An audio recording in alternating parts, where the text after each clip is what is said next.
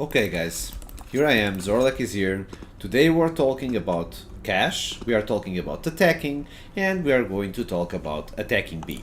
We are not here to talk about executes on B, like from pro clans or anything like that.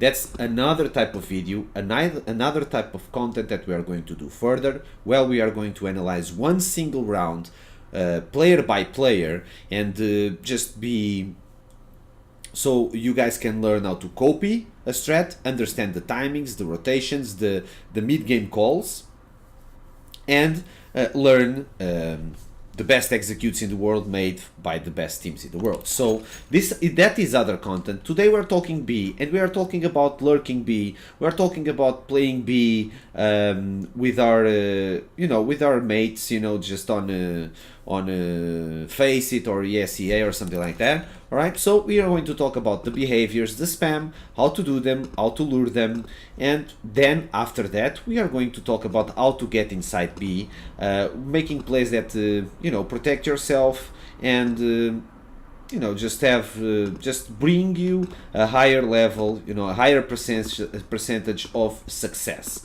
on those plays. Okay, so the first thing we are going to talk about is about the behaviors on B. Obviously you need to have a behavior around checkers, and you have 4 behaviors possible. At least that's how I see it. So the first behavior, it's anti-eco or anti-force. So if the guys are anti-eco or anti-force, you would go for a play normally like this, or you could go like this too. This is a little bit more risky. You need to play with sneaky beaky, just pay attention. Obviously you need to face this angle because you don't want them to cross without you giving the call or making any type of commitment here. So I just use this is not that good, but I use it because you cannot disengage the push, right? So you are here until you die. Obviously you can ace them, but you will find them pretty close, and their pistols and stuff like that are pretty good at close range. Even P250s without Kev, if you get 2 kills, it's not that bad, right? If you die with the third guy, it's pretty okay.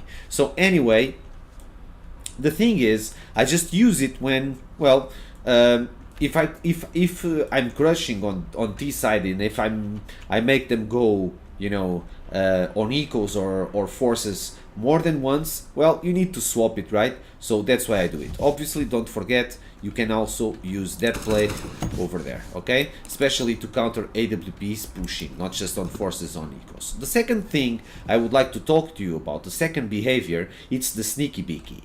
Cache, it's the map of rotations. Cache is the map of pushes, of flanks, right? It's the best map to push as a city. In like 5 seconds you will have like 5 terrorists with their backs on you, and you just carry it around just by pushing your side.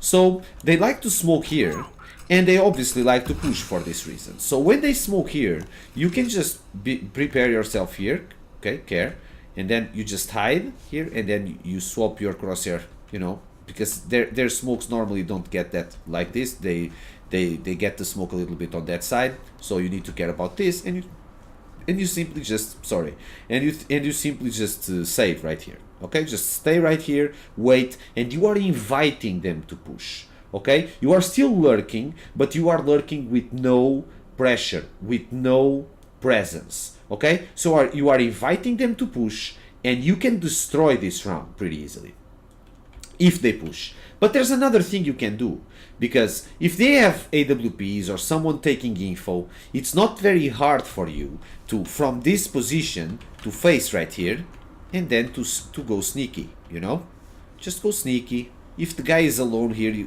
he probably won't be that close. Just care here, especially there, okay?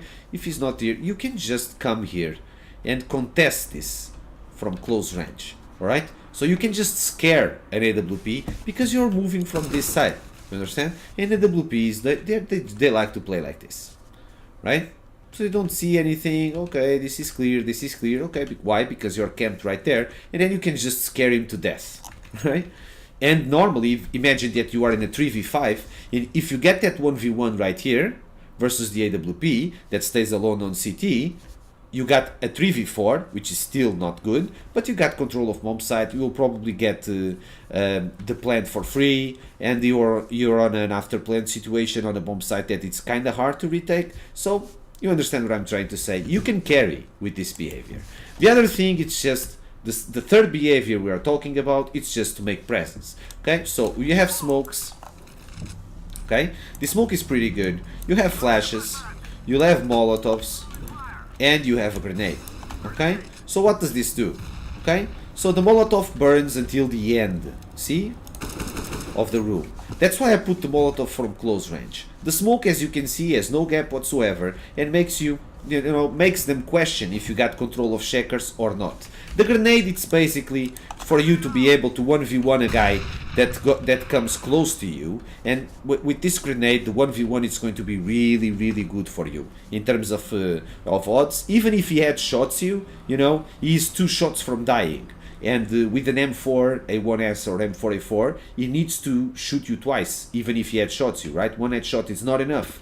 So you understand how good this grenade is. So basically this just puts the question marks on their heads. Are they winning checkers? What is the type of presence? Sometimes your teams need to just boost someone, that guy dies, they start to, they start to execute on A. You are so far away, you want to lurk through mid, but you're not in the position to do that, and you think, okay, I have utility, let's just use it here, call their attention to B, and then make a rotation and lurk like happy and be a champion, right? So this is something that you can do. You're not committing a lot of risks, you are making a lot of presence, right? So let's go for the entries. To go for the entries, normally you need a player with you, obviously. You can do this alone, but it's just more risky and it lowers the percentage of success of your play, right? So to do the entries, you do exactly the same. So you just smoke it, right?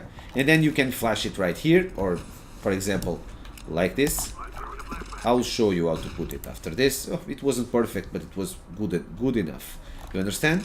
And then you can come up front. You can... Oh, perfect. Sorry. You can Molotov here. Oh, okay. Can I report myself? How can I report myself? I just failed really hard, man. Sorry. Okay, now it's on. Right? So you just Molotov there. Right? And then you can put your grenade, the smoke is still there. Okay? You just go, you face them, you look for them, your smoke is still here, right? Don't forget. I'm just going to smoke it. Okay? The smoke is still here, so you can just go checkers, right? So you did all your spam, and then with a friend of yours, you just come and get, well, you don't need to look at this because of the Molotov, and you just come in here, and then you need to care about this, and you care about this, because, so these are 2 places that are a little bit risky, so as I can tell you, it's like a possible crossfire even, so that's why you bring your teammates. So if you get unlucky with your crosshair placement, you can get traded and provoke a 4v4, which is better for the terrorists if you provoke it early in the map. All right, so because you are not giving decisive information. Just because if you are here, it doesn't mean you cannot rotate anywhere else in the map. You understand? So basically that's it. You got checkers. So about going inside B, well, the first thing I need to show you before talking about inside B is how to pop here. Okay, this flash, nobody knows how to use it. This flash was a little bit too high. Okay, this was a little bit too low. They are all good. Oh Jesus, that was bad. Okay, they're all pretty good. As you can see, they all, that guy, see, even that one is not that high. You understand? As you can see, they're pretty good, they're pretty fast, and from a person that are attacking here, so these flashes are really good if you want to rush B, for example. Okay, and if you want to make presence, when we were talking about this, okay, when we were talking about this flash, you can actually talk about this too. Okay, and do something like this. This is really good before you use the magnificent Molo. Oh Jesus, okay, that was lucky. My Molotovs are not good today, what the hell. Okay, and the grenade is also pretty good too. You can put the grenade a little bit, like this, like to just, to have a little bit more impact. You know the deal, to drill. You know what I'm trying to do, right? So the thing is, when you get control of checkers with your teammate for the entry here on B and to make presence here on B, you need to take care of one thing that is very, very important. I don't like my people from my stream to just come here and start engaging, start, taking info, even with shoulder picks or anything, while the smoke is still here. You smoke this side, because you wanted to win checkers. But now that you want to go inside B, that smoke helps the counter-terrorists. If they want to defend checkers, it doesn't help at all, right? But if they want to defend B, so what you've done by getting control of checkers is basically get the probability of you going from both sides. So obviously you need to win checkers, and then you need to wait for the smoke so you can get those both sides, and then you can just go and pre-fire, like here, right, like even CT. Don't forget that you used all your spam already, your utility, so to go CT and stuff like that, it's all about your partner, right? So you can smoke CT, you can try to do you 1v1s. If you see something going on right there, don't Molotov like this, okay? Because he can re-peek and kill you. Just go like this, okay? The Molotov is going there, okay? Don't worry, it will spread on both sides, and it will go out of there anyway. The thing is, you are putting the Molotov with 100% coverage, with great coverage, so there's no problem. Then, in terms of going B, obviously, you should smoke here. Obviously, you should smoke... oh, jeez, I hate this smoke. Legit, man, my Molotovs are not good, but the smoke is on. That's good. Alright? Obviously, but you need to attack not from here, never from here, but always from headshot. Because if you attack from here, it's just a mess, It's just a mess. It's like pinball. It's not Counter-Strike. If you attack from headshot, it's easier, right? You have it smoked, you just come, you get control of this, you get control of this, you get control, and then you get control. You understand? You are facing just to the left side, You're just taking care of the left side. And then you don't die from the headshot either. He needs to come out to kill you. Another good thing is, when people come here, normally they jump here. And this is a problem, because CTs will be there to kill you, especially AWPs that are playing mid on Z and they are rotating to heaven. That will happen. So what I like to do is jump right here. And then we can just face them without jumping. You understand? Or even jumping and to just, surprise them, right? Because their crosshair placement will be there and not back here, okay? And you can kill them just by walking, alright? If you have spam, you can use it. Oh my god, that was so close. Yeah, there it is.